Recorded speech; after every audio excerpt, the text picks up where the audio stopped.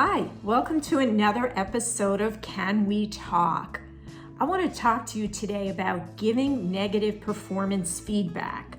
I mean, who likes to do this, right? No one. So what winds up happening is rather than having these conversations about our performance with our employees, we choose to ignore the problem, which, as you'll see, winds up creating an even larger problem.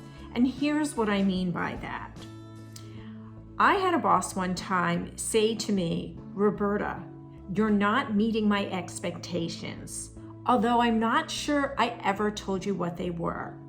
And so she basically sat there and went through an entire, 15, 20 minutes telling me everything I had done wrong over the last 6 months. And you can imagine the look on my face. I mean, I was completely shocked and unprepared. And as a result, I wound up checking out. And I was like, that's it, I'm out of here.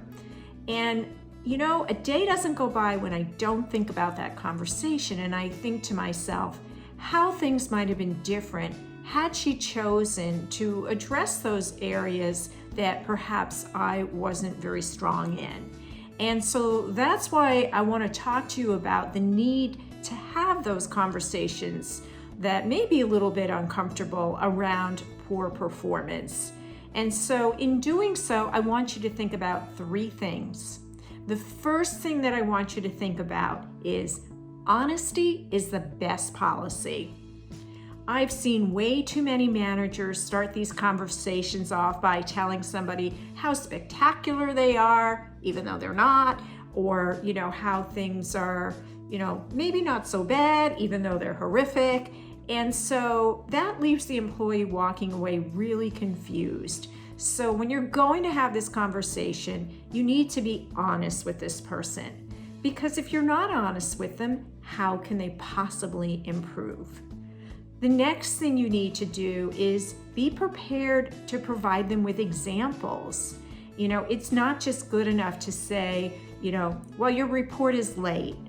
It's better to say, on 3 occasions, you promised to have work to me by a certain date. And on this date, it arrived 2 days late. On this date, it was a week late. And on this date, come to think of it, I never even got it. So you have to be prepared to provide examples. And then the third thing that I want you to keep in mind is not just to tell people, what they're not doing well, but to tell them what you expect going forward. It's hard for people to improve if they don't know what improvement looks like.